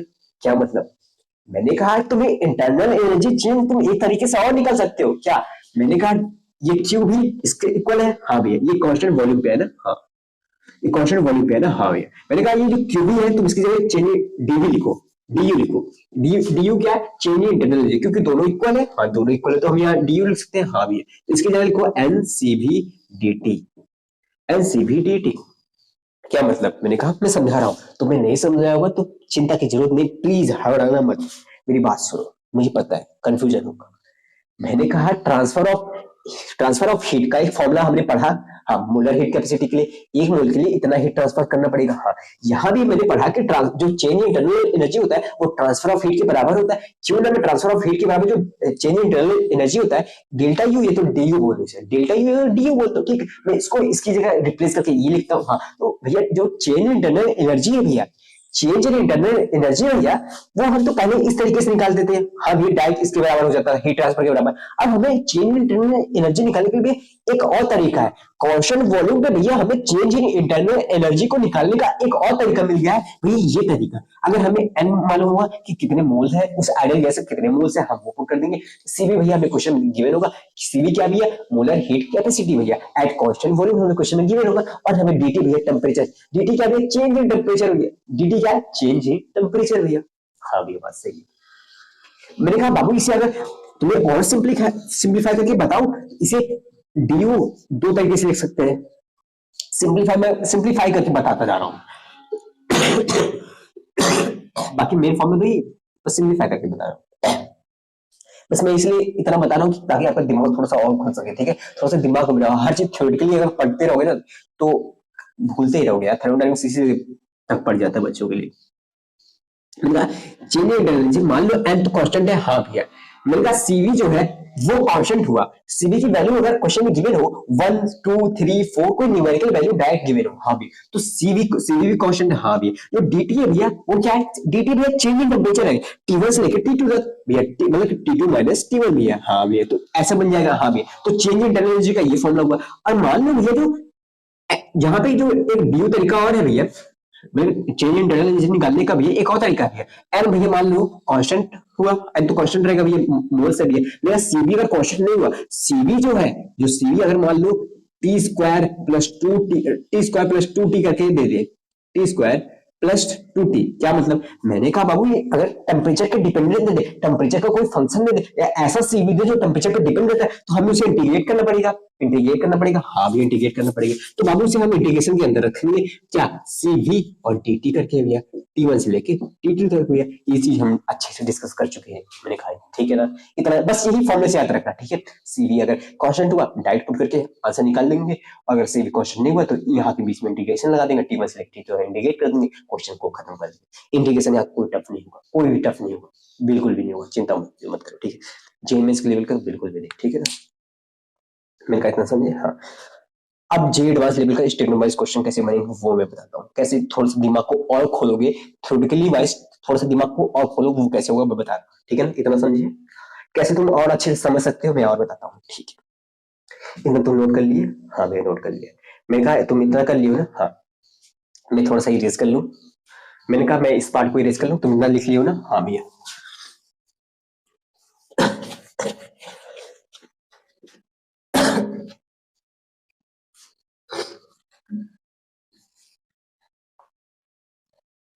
मेरी बात सुनो, मैं थर्मोडायनामिक्स को देखो, ये लेक्चर बाय लेक्चर कंप्लीट होने के बाद मैं इसको 2-3 वन शॉट लाऊंगा थर्मोडायनामिक्स के, 3 वन शॉट। मैंने कहा 3 वन शॉट, 3 वन शॉट किस लिए, वो सब चीजों में अलग अलग करूंगा। मैंने कहा मैं थर्मोडायनामिक्स को बेसिक्स लेके एडवांस तक कवर करूंगा वन शॉट में। जो लेक्चर बाय लेक्चर कर रहा हूं मैं उसी में करूंगा, सेम चीजें मैं बोलूंगा, सेम कंटेंट बोलूंगा, सेम चीजें मैं सेम हर चीज बताऊंगा। पर मेरी बात सुन, जो वन शॉट नंबर 1 होगा, जो कि होगा बिगिनर के लिए, मतलब वन शॉट नंबर 1 कोने में डाल दूंगा मैं थंबनेल में, बिगिनर फॉर बिगिनर। बिगिनर मतलब जो बेसिक से पहली बार आ रहा है तो वो लेक्चर बाय लेक्चर पढ़ सकता है, या वन शॉट नंबर 1 देख सकता है, जिससे वो तैयार कर लेगा पूरे थर्मोडायनामिक्स को, ठीक है। जेईई मेंस लेवल तक अच्छे से कर लेगा। फॉर प्रो जो कि जेईई मेंस दूसरा लेक्चर होगा फॉर प्रो, जो कि हल्का हल्का थर्मोडायनामिक्स आता है पर उसे रिवीजन के लिए थोड़ा सा अच्छे क्वेश्चन के लिए फॉर प्रो के लिए, ठीक है। एक आएगा फॉर लेजेंड, जो तीसरा वन शॉट होगा जे एडवांस के लिए। वो सिर्फ जो मान लो जिसे बहुत अच्छे से आता है, जेईई मेंस वाला भी अच्छा से आता है, जे एडवांस के लिए भी आता है, पर उसे अच्छे लेवल पे क्वेश्चन अच्छे तरीके से रिवीजन, सिर्फ उसे एडवांस का कंटेंट चाहिए, सिर्फ उसे जेईई मेंस का टफेस्ट वाला कंटेंट चाहिए, जेईई मेंस का टफेस्ट कंटेंट और एडवांस लेवल का कंटेंट चाहिए, मैं उसके लिए वन शॉट अलग अलग ला दूंगा, ठीक है। नहीं तो वन शॉट में आप सर्च करते हो ना तो कंफ्यूज बहुत ज्यादा हो जाते हैं बच्चे। अब देखो मैं पढ़ता था ना तो मैं भी ऐसे चीज ढूंढता था, वही दिमाग में आता रहता, तो वही मैं करता रहता हूँ। जिस तरीके से मैं पढ़ा रहा हूँ ये सारी कंफ्यूजन मुझे आती थी, तो वैसे मैं भी पढ़ा रहा हूँ ताकि आपको कंफ्यूजन ना आए, ठीक है ना। तो मैं थोड़ा सा जल्दी बोल रहा हूँ तो सॉरी इसके लिए। अब मैं आगे बात कंप्लीट करता हूँ, ठीक है। अब कुछ रह नहीं गया, कुछ लिखना नहीं, ठीक है। इसमें किसमें था, आइसोकोरिक प्रोसेस चल रहा था जिसमें मैंने यहाँ तक पहुंचा था, ठीक है। 2 फॉर्मूले हुए, मैंने कहा तुम ये फॉर्मूले पे आओ। मैंने कहा d u equal to n CV at constant volume, DT, DT क्या है? Change in temperature.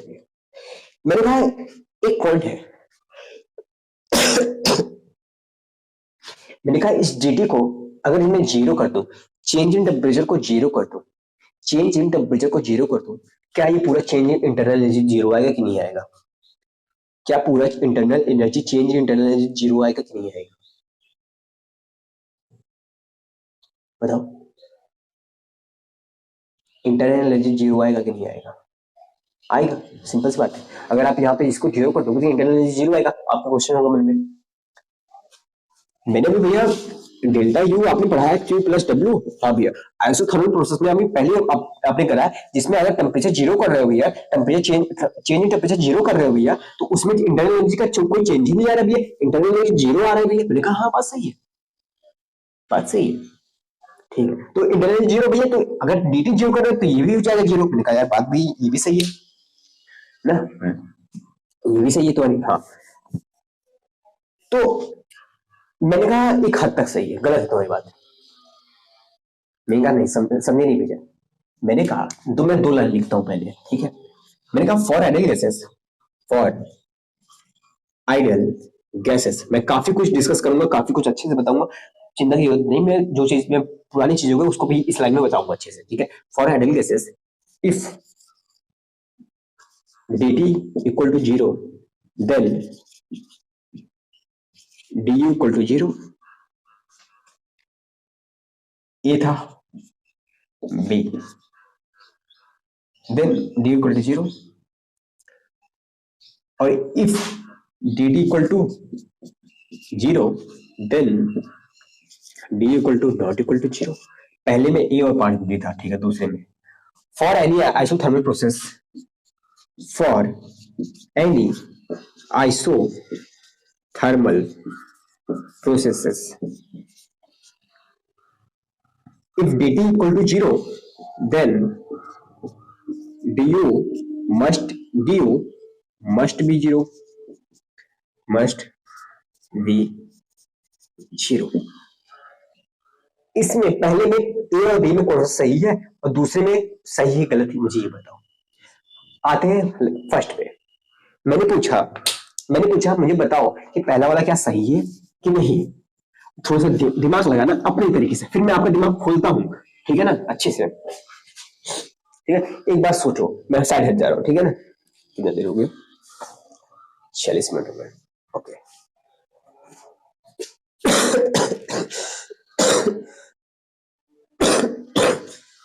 भाई साहब,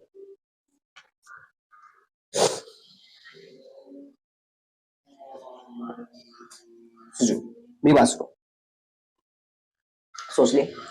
मैंने कहा कि पहले का answer for ideal gases, if dt equal to zero, then du equal to must be zero, du must be zero. हाँ बताओ,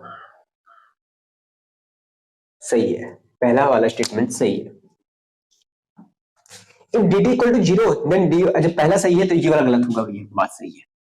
मैंने कहा for any isothermal processes, dt equal to zero, then du must be equal to zero. Isothermal process के लिए आपने बताया था भैया, अभी आइसोथर्मल प्रोसेस के लिए भैया टेम्परेचर चेंज जीरो होता है, इंटरनल एनर्जी जीरो हो जाएगा भैया, मस्ट बी जीरो। तो भैया ये भी सही होगा। मैंने कहा नहीं, ये गलत है। अब ये गलत क्यों है, मैं बिना टाइम वेस्ट करे, बिना वक्त जाएगा, ये मैं बताता हूँ क्यों। मैंने for isothermal process, for any isothermal, ना कि मैंने आइडियल प्रोसेस के लिए बात किया इसमें। मैंने इसमें बात की आइडियल गैसेस की वजह से। अब आइडियल गैसेस हम जो कि बेसिकली हम थर्मोडायनामिक्स से पढ़ते हैं। अब आइडियल गैसेस होती क्या है भैया? ऐसी गैसेस जिनके बीच में, पार्टिकल्स के बीच में फोर्स ऑफ अट्रैक्शन नहीं होते। सिंपल सी बात है, जिन पार्टिकल के बीच में कोई अट्रैक्शन नहीं होती, कोई फोर्सेस नहीं होते भैया। हाँ बात सही है, कोई फोर्सेस नहीं होते भैया। हाँ ठीक है। जो हम हीट देंगे भैया, जो हम हीट देंगे, अगर मान लो हम हीट देते हैं तो वो जाएंगी हीट, क्या करेंगी, वो उसकी इंटरनल एनर्जी को बदलेंगी। पहले एक सिस्टम था, ऐसे समझो ना हर्षित, अच्छी समझ आएगा। मैंने कहा पहले सिस्टम था यू था, हाँ आइडियल गैसेस सिस्टम है, गैसेस पार्टिकल है, इनके बीच में कोई अट्रैक्शन नहीं है, सिर्फ ऐसे काइनेटिक एनर्जी है, बस ऐसे ऐसे घूम रहे हैं रैंडमली, ठीक है। मैंने इनको हीट दिया, क्या किया, मैंने इनको टेम्परेचर बढ़ाया, मैंने हीट देकर इनका टेम्परेचर बढ़ाया, ठीक है भैया, आपने हीट देकर इनका टेम्परेचर बढ़ाया। मैंने कहा जो ये हीट जाएंगी टेम्परेचर बढ़ाएंगे तो क्या करेंगी भैया, हीट जाएंगी ना, अभी मैंने बताया अगर जो हीट देंगे इसकी इंटरनल एनर्जी बदलेगी भैया, इसकी इंटरनल एनर्जी बदलेगी और आइडियल गैसेस के लिए। क्यों भैया? हाँ भैया, इसकी इंटरनल एनर्जी बदलने के लिए। अगर मान लो मैंने टेम्परेचर बदला ही नहीं, टेम्परेचर को जीरो कर दिया, मैंने कुछ हीट दिया ही, क्या इसकी इंटरनल एनर्जी बदलेगी? नहीं भैया, इंटरनल एनर्जी चेंज नहीं, internal energy d equal to zero होगी, जीरो होगी भैया। ठीक है ना भाई, जीरो होगी। बस भैया इतना पहली लाइन क्लियर हुई? हाँ भैया, और क्लियर होगी, अभी और क्लियर होगी, सुनो मेरी। तो ये वाली क्लियर होगी। दूसरी बात है, for any isothermal processes dt equal to zero then du must be zero. अगर चेंज इन टेम्परेचर जीरो है तो क्या चेंज इन टेम्परेचर जीरो है तो क्या चेंज इन इंटरनल एनर्जी भी जीरो होगी? हाँ भैया, dt अगर जीरो है भैया तो चेंज इन इंटरनल जीरो होगी। मैंने कहा नहीं, आइसोथर्मल प्रोसेस के लिए गलत होगा, हमेशा ये नहीं होता है। क्यों नहीं होता है? मैंने कहा नॉन आइडियल कंडीशन के केस में, ये आइडियल कंडीशन था, पर नॉन आइडियल कंडीशन के केस में ये गलत होता है। क्यों होता गलत? मैंने कहा बाबू अभी बताया ना मैंने, लाइन लिख लेना उसमें, ठीक है, स्टेटमेंट में लिख लेना सारी। मैंने कहा H2O ये सॉलिड है, हाँ भैया H2O सॉलिड, मैंने इसको H2O लिक्विड में कन्वर्ट किया, हाँ भैया H2O लिक्विड में कन्वर्ट किया। मैंने कहा जो सॉलिड था, आइस था, वो लिक्विड में जाने के बाद क्या करता है?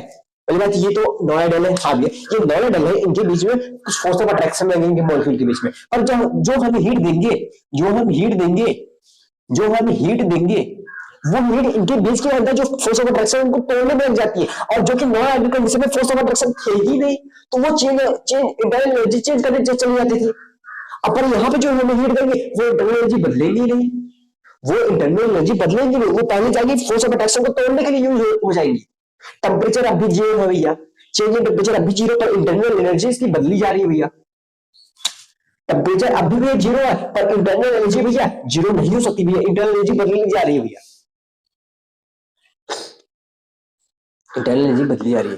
क्या मतलब? मैंने कहा बाबू ये सॉलिड था, हाँ पहले बचे देखे, इनके बीच में ये नॉन आइडियल कंडीशन है, इनके बीच में फोर्स ऑफ अट्रैक्शन ज्यादा है, तो जो हीट देंगे वो आएगी इनके मॉलिक्यूल्स को तोड़ने लगेंगी, ना कि इनका इंटरनल एनर्जी बढ़ाने लगेंगी, सॉरी ना कि इनका टेम्परेचर बढ़ाएंगे। पर पहले कंडीशन में नॉन आइडियल कंडीशन था, उसमें का टेम्परेचर देंगे वो इस काम को नहीं करेंगे क्योंकि उसमें कोई फोर्स ऑफ अट्रैक्शन था ही नहीं। हाँ भैया, कोई फोर्स ऑफ अट्रैक्शन था ही नहीं, तो टेम्परेचर को बढ़ाने लग जाएंगी, सॉरी इंटरनल एनर्जी को डायरेक्ट बदलने लग जाएंगी। हाँ भैया, और अगर मैं जो हीट में वहां पे दूंगा वो ये सब काम करेंगे नहीं, अगर वो जब ये काम करेंगे तो हीट स्टोर होगी, हीट स्टोर होगा तो ऐसे समझो अगर हीट स्टोर होगा टेम्परेचर बढ़ेगा, भैया टेम्परेचर बढ़ेगा तो इंटरनल एनर्जी बदलेगी, बात सही है। अगर मान लो हम ये हीट दे ही नहीं रहे, अगर ये हीट देंगे ही नहीं तो चेंज इन टेम्परेचर होगा ही नहीं, एनर्जी स्टोर होगी नहीं तो चेंज इन टेम्परेचर होगा नहीं, और चेंज इन टेम्परेचर होगा नहीं तो इंटरनल एनर्जी भी नहीं बदलेगी भैया। पहले कंडीशन बात सही है। दूसरे कंडीशन में आते हैं आइसोथर्मल प्रोसेस में, भैया ये सॉलिड था, इसके बीच में फोर्स ऑफ अट्रैक्शन थी, अभी जो एनर्जी आएगी, जो एनर्जी स्टोर होनी चाहिए थी, जो टेम्परेचर बढ़नी चाहिए थी, वो टेम्परेचर बढ़ ही नहीं रहा भैया। मैंने जो एनर्जी दी भैया वो टेम्परेचर बढ़ाने की बजाय इसका पहले फोर्स ऑफ अट्रैक्शन तोड़ रहा है, फोर्स ऑफ अट्रैक्शन तोड़ रहा है। और सॉलिड का इंटरनल एनर्जी कुछ और होता है, जब ये गल जाएगी इसकी इंटरनल एनर्जी बदल जाएगी। अभी भी temperature change in temperature zero पे, टेम्परेचर बदलने में वो हीट नहीं यूज हुआ, वो हीट यूज हुआ इंटरनल इनकी फोर्स ऑफ अट्रैक्शन को तोड़ने की वजह से, तोड़ने में, और टूटी और हीट नहीं बढ़ा, लिक्विड में चली गई, इनका टेम्परेचर चेंज इन टेम्परेचर अब भी जीरो रहा, पर इनकी इंटरनल एनर्जी जो U1 से लेके U2 पहुंच गई भैया, जो DO था भैया वो नॉट इक्वल टू जीरो रहा भैया। जो यहाँ पे हीट यूज होता है वो लेटेंट हीट ऑफ फ्यूजन होता है, ये पढ़े हो कि नहीं पढ़े हो, मैंने बताया है ना। यहाँ पे जो मैं कुछ टेम्परेचर यूज होता है जो कि इसको सॉलिड से लिक्विड कन्वर्ट करने के लिए जो टेम्परेचर जो हीट यूज होता है उसे कहते हैं लेटेंट हीट ऑफ फ्यूजन कहते हैं, ठीक है ना। और ये नॉन आइडियल कंडीशन है, फोर्स ऑफ अट्रैक्शन जो हम यहाँ पे एनर्जी देंगे, जो टेम्परेचर देंगे, जो हीट देंगे, वो फोर्स ऑफ अट्रैक्शन को तोड़ने में लग जाएगी। अब तोड़ने में लगी तो डेल्टा तोड़ेगी, हाँ तोड़ेगी ना, हाँ सॉलिड से लिक्विड में जाएगी ना, बात सही है। पर वो जब हीट जब तोड़ने में लग जाएगी तो हीट वहां खर्च हो जा रही है, हाँ तो टेम्परेचर को बढ़ाएगी नहीं, हाँ मतलब टेम्परेचर बढ़ाएगी नहीं, dt इक्वल टू जीरो है, हाँ बात सही है, dt इक्वल टू जीरो, पर फिर भी देखो यहाँ पे इंटरनल एनर्जी बदल रही है, U1 से U2 जा रही है, बदल रही है ना, हाँ भैया, तो ये लाइन गलत हो जाएगी। टेम्परेचर यहाँ पे dt इक्वल टू जीरो है, फिर भी delta U equal to zero नहीं है भैया, आप समझे, मैंने कहा H2O जो लिक्विड में लेते हैं वो मैं H2O को वेपर में कन्वर्ट करूं, यहाँ पे देखोगे लिक्विड मॉलिक्यूल थे, हाँ भैया मैंने जो टेम्परेचर दिए, अब वो क्या करेगा, जो हीट दिया मैंने, जो वो हीट जाएगा इनके बीच में जो मॉलिक्यूल है उसको और तोड़ेगा उसको गैसेस में बदलेगा, हाँ भैया मैं वो वर्क करने लगेगा गैसेस वो वर्क करेगा इनके मॉलिक्यूल देने की वजह से, तो एट द एंड में जो टेम्परेचर चेंज इन टेम्परेचर को वो जीरो होगा, पर जो इनकी इंटरनल एनर्जी U1 थी वो U2 चली जाएगी भैया, लिक्विड फॉर्म से गैसेस फॉर्म में चली जाएगी, इनकी इंटरनल एनर्जी बदल जाएगी भैया, बदल जाएगी ना। हाँ यहाँ पे टेम्परेचर इक्वल टू जीरो है पर डी इक्वल टू जीरो नहीं है भैया। आई थिंक प्रूफ हुआ आइसोथर्मल प्रोसेस के लिए भाई, ये कंडीशन सिर्फ होती किसके लिए, फॉर आइडियल गैसेस के लिए, ठीक है ना। मैंने ज्यादा टाइम मिल लिया डिस्कस करने में, सॉरी यार इसके लिए, ठीक है ना। अब जो अगला केस होगा आइसोबारिक के लिए, उसमें टाइम नहीं लगेगा, ठीक है ना उसमें टाइम नहीं लगेगा क्योंकि वो यही कंडीशन सब कुछ सेम है, उसमें मुझे इतना समझाना नहीं पड़ेगा। कितना हो गया, 54 मिनट हो गए, सॉरी यार टाइम लग गया ज्यादा तुम्हारा। चौथा लो आइसोबारिक प्रोसेस, एक चीज मैसेज आएगा,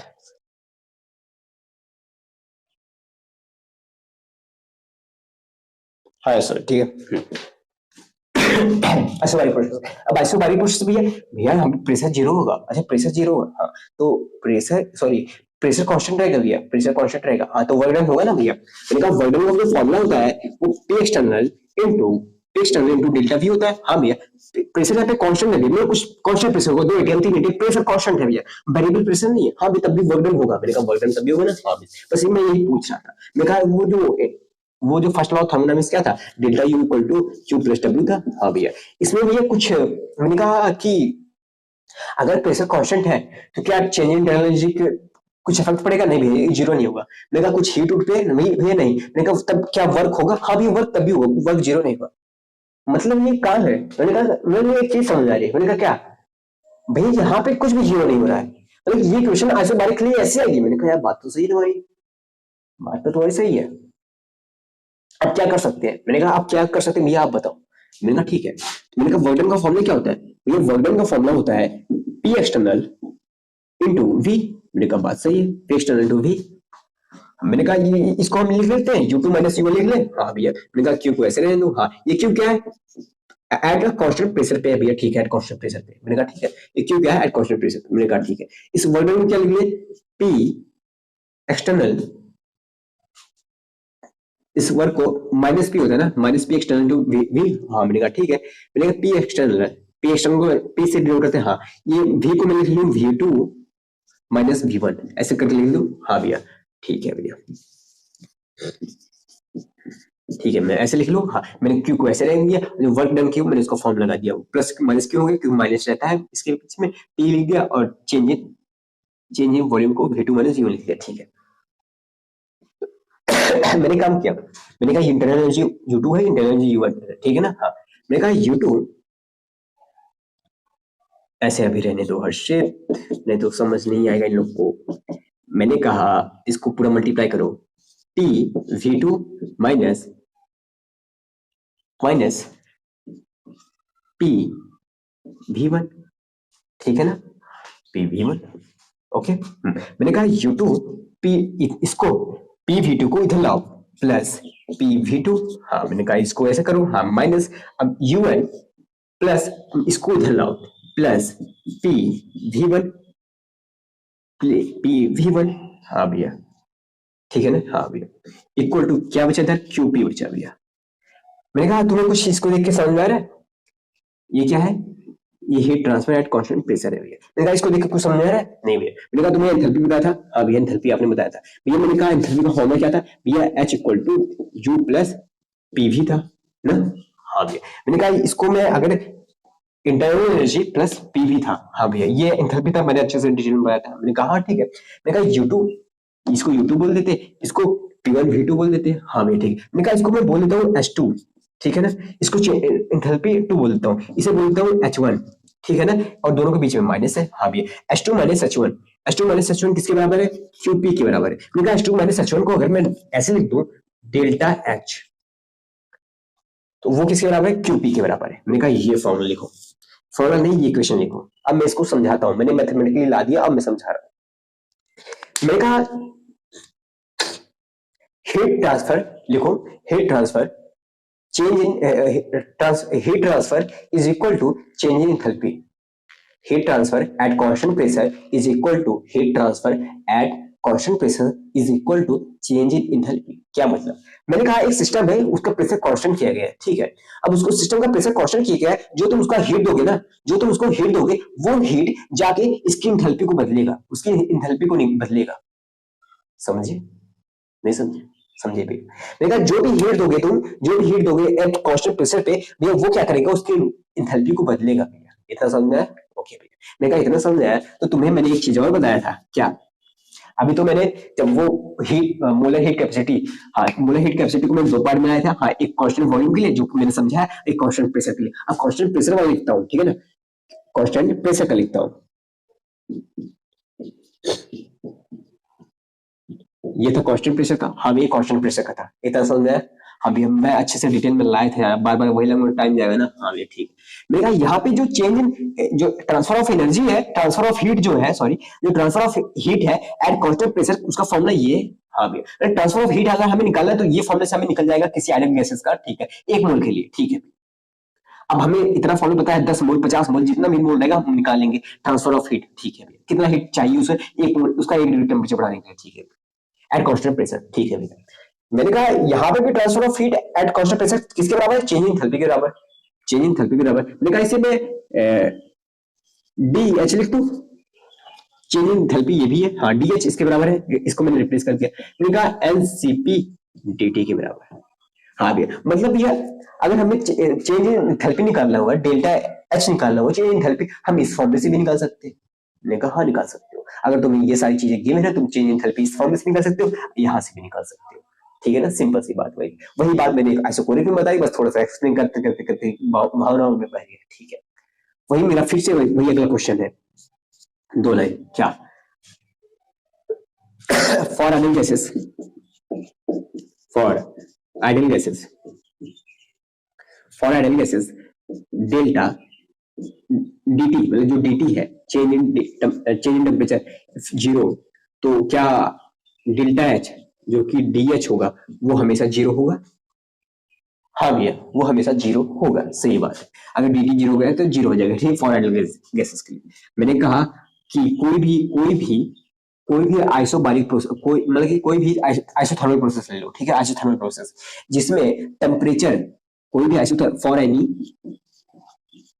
एनी आइसोथर्मल processes, ठीक है, dt equal to, if dt equal to 0 then dh must be 0, must be 0। नहीं भैया ये लाइन गलत होगी, ये लाइन गलत होगी। क्यों भैया? अभी आपने बताया भैया कि आप हीट दोगे भैया, टेम्परेचर 0 रहेगा भैया, टेम्परेचर 0 रहेगा भैया। आप हीट दोगे टेम्परेचर 0 रहेगा नॉन आइडियल कंडीशन में, तब भी भैया उसकी जो इंटरनल जो एंथैल्पी रहेगी, चेंज इन एंथैल्पी रहेगी, वो बदलेगी, चेंज इन एंथैल्पी भैया बदलेगी भैया, क्योंकि भैया उसकी इंटरनल एनर्जी बदल रही है। और एंथैल्पी भैया हमेशा डिपेंड करती है किस पे भैया? इंटरनल एनर्जी पे। एंथैल्पी इंटरनल एनर्जी पे डिपेंड करती है। नहीं समझे? मैंने कहा कितना टाइम हो गया? हो गया ना, काफी ज्यादा टाइम हो गया। मैंने कहा चलो ठीक है मैं समझाता हूँ और अच्छे से। अगर मैंने कहा पिछला वाला ही रेट था, लेकिन चलो ठीक है मैं फिर से बताता हूँ। मैंने कहा वो एंथैल्पी जो होती है वो क्या होती है? Internal energy plus pressure into volume, हाँ पी एक्सटर्नल इनटू वॉल्यूम। हाँ भी ठीक है। मैंने कहा एंथैल्पी डिपेंड किस पे करती है? इंटरनल एनर्जी पे, इंटरनल एनर्जी, ठीक है। मैंने कहा मैंने एक नॉन आइडियल कंडीशन लिया, H2O सॉलिड को मैंने कन्वर्ट किया H2O लिक्विड में, हाँ ठीक है। मैंने कहा मैंने इसको हीट दिया, जो हीट गया उसका टेम्परेचर नहीं बढ़ा पाए, वो H2O सॉलिड से H2O लिक्विड में पिघल गया वो सॉलिड, पर उसका टेम्परेचर चेंज इन टेम्परेचर भैया वो 0 रहा भैया। फिर भी क्यों? क्योंकि भैया ये नॉन आइडियल था, इसके बीच में पार्टिकल के बीच में भैया कुछ फोर्स ऑफ अट्रैक्शन थे भैया, जो आपने हीट दिए वो गया, इनकी जो फोर्स ऑफ अट्रैक्शन था उनको तोड़ने में लग गया, उनको पिघलाने में लग गया भैया। बात सही है, हाँ आपने हीट दिया, हाँ तो यहाँ पे भैया जो यहाँ पे भैया U1 थी, इंटरनल एनर्जी U1 थी, वो यहाँ पे जाके भैया U2 हो गई भैया, एनर्जी चेंज हो गई भैया, क्योंकि यहाँ पे सॉलिड से लिक्विड चली गई, स्टेट भी चेंज हो गई भैया, तो इंटरनल एनर्जी बदल जाएगी। हाँ भी इंटरनल एनर्जी बदल जाएगी। हम ये ऑब्जर्व कर रहे हैं भैया, अगर टेम्परेचर जीरो हो गया तब भी इंटरनल एनर्जी बदल रही है, इंटरनल एनर्जी तब भी बदल रही है। अगर टेम्परेचर जीरो हो गया तो d u equal to not must be zero हो गया, समथिंग समथिंग आ रहा है डी यू।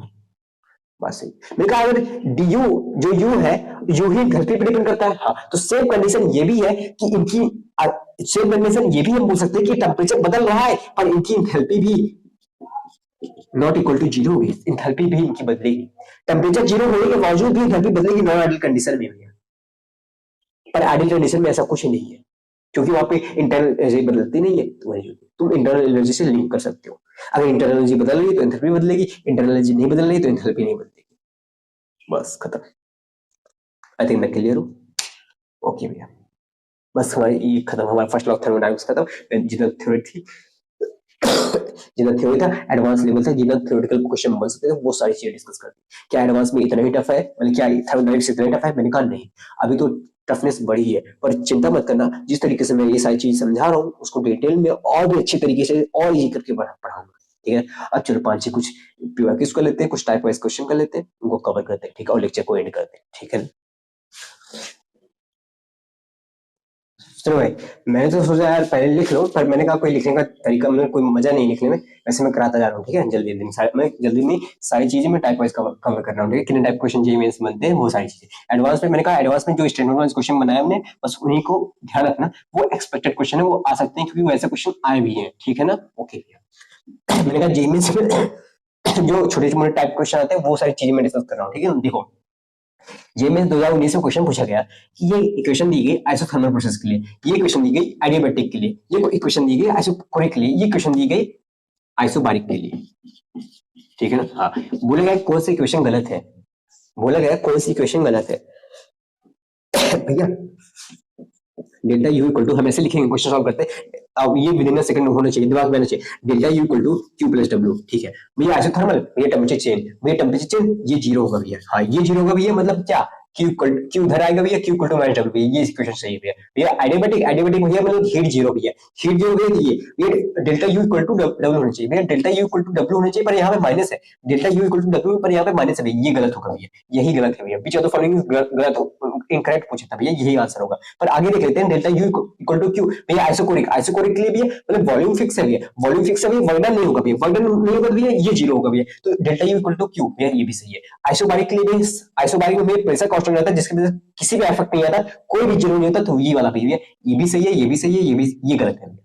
तो आंसर ये हो गया 2019 का क्वेश्चन है। ठीक है ना, ओके भैया।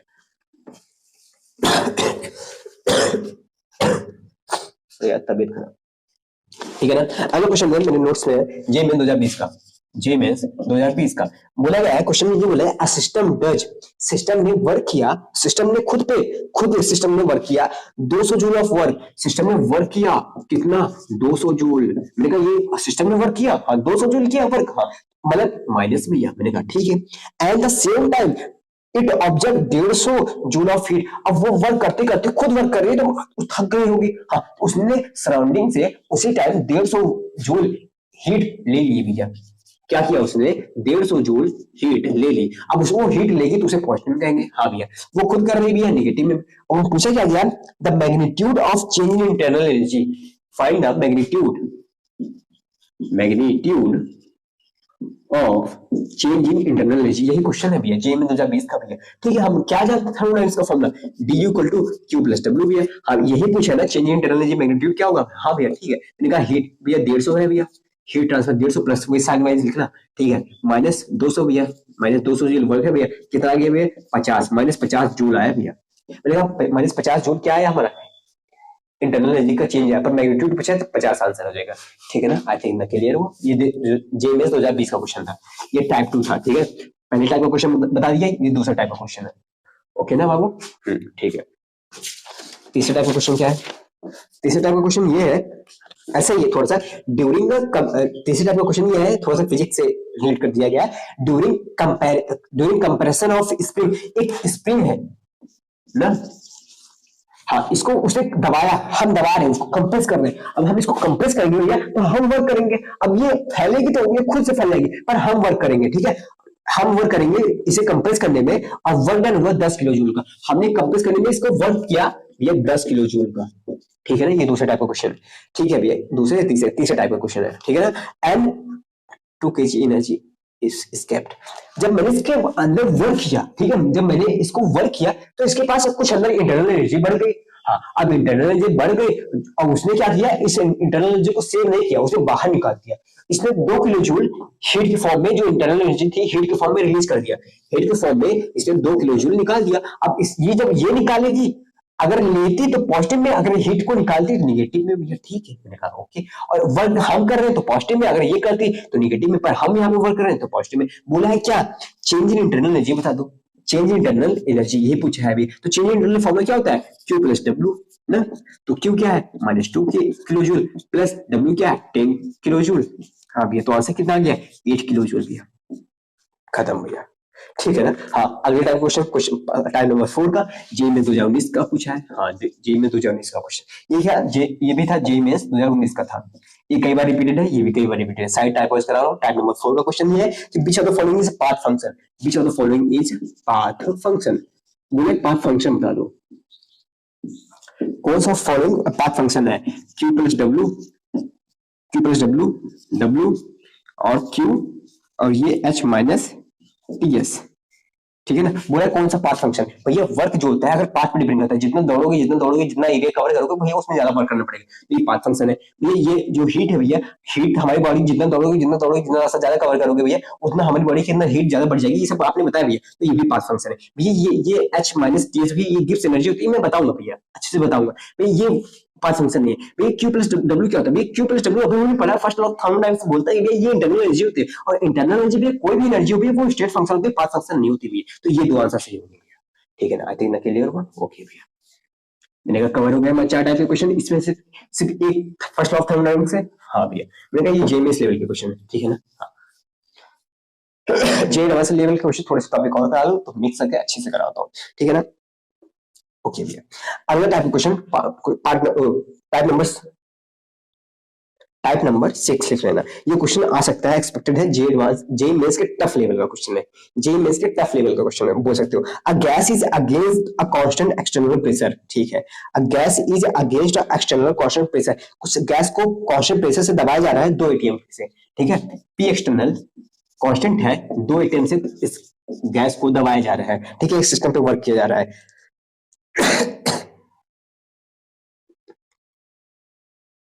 ठीक है, तो इस सिस्टम पे 2 एटीएम से वर्क किया जा रहा है। A gas is against a constant external pressure of 2 atm। एक गैस है, ऐसे समझो जल्दी समझ आएगा। मैंने कहा एक गैस है, कुछ ऊपर प्रेशर है 2 एटीएम का, हाँ भैया, और ये गैस है भैया, ये इसके अगेंस्ट में 2 एटीएम प्रेशर इसके अगेंस्ट में, पी एक्सटर्नल भैया, ठीक है। नहीं पर ये गैस है ना, हाँ, इसके पास कुछ प्रेशर है, हाँ, पर इसका प्रेशर बाहर के प्रेशर से ज्यादा है, हाँ भैया। तो ये क्या कर रही है, ये गैस इसका अपना वॉल्यूम बदल रहा है, इंक्रीज कर रहा है, वॉल्यूम बढ़ रहा है भैया।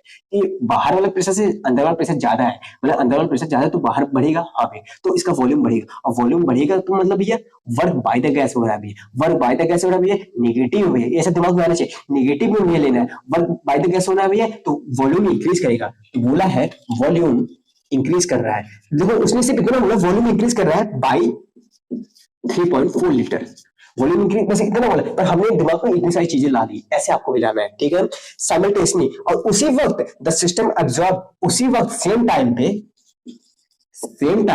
सिस्टम कर रही, एब्जॉर्ब कर रही है, एब्जॉर्ब मतलब बाहर से ले रही है, सराउंडिंग से ले रही हीट के फॉर्म में 400 जूल एनर्जी हीट के फॉर्म में।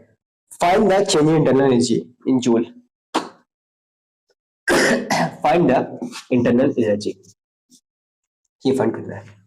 क्या मतलब, मैंने कहा एक गैसेस है, उसके ऊपर 2 एटीएम का प्रेशर है, हाँ मेरे पर वो गैस का प्रेशर ज्यादा है, इसलिए वो गैस एक्सपेंड कर रही है, इंक्रीज कर रही है अपनी वॉल्यूम। अब इंक्रीज कर रही है तो नेगेटिव में लेंगे, ठीक है। अब वो गैस बाय द वर्क हो रहा है, गैस की वजह से वर्क हो रहा है, गैस काम कर रही है तो नेगेटिव लेंगे, ठीक है। तो उसका प्रेशर, उसका वॉल्यूम इंक्रीज कर रहा है, 3.4 लीटर से इंक्रीज हो रहा है, ठीक है, इतना इंक्रीज किया है, ठीक है।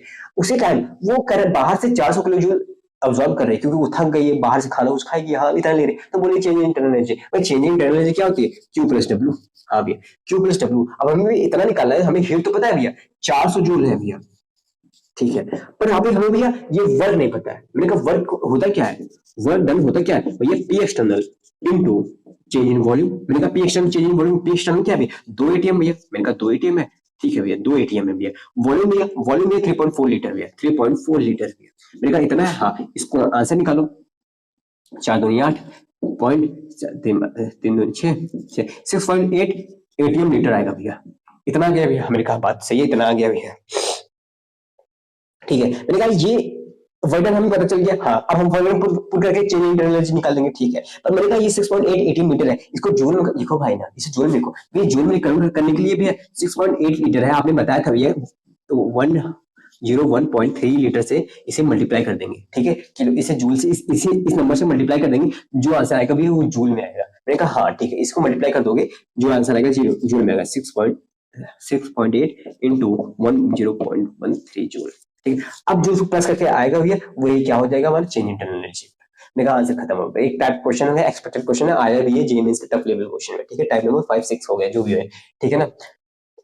तो लेक्चर को एंड करते हैं, अब मिलते हैं नेक्स्ट वीडियो में, जिसके अंदर हम अगला पढ़ेंगे वर्क डन, ठीक है। अब देखो वर्क डन हमने पढ़ चुका है, अब पढ़ेंगे अलग अलग प्रोसेस के लिए वर्क डन कैसे होता है, निकलता है, ठीक है ना, जो कि और टफ हो जाएगा थोड़ा सा, पर चिंता की जरूरत नहीं है। मैं थ्योरी को और भी अच्छे तरीके से पढ़ाता हूँ, जितने थ्योरी होती है ना, जितने थ्योरी से क्वेश्चन बन जाते हैं, न्यूमेरिकल तो अच्छे से कवर हो ही रहा है, पर थ्योरेटिकली इतना मैं स्ट्रॉन्ग बना देता हूँ ना कि न्यूमेरिकली आसान होने लगता है, ठीक है ना। तो मिलते हैं नेक्स्ट वीडियो में, तब तक के लिए बाय बाय, टेक केयर, पढ़ते रहना, ठीक है ना, और इसकी सबकी चिंता मत करना, ठीक है ना। क्या बात कहता हूँ मैं, यही कि अच्छा इंसान बनो, आईआईटीएन नहीं, ठीक है।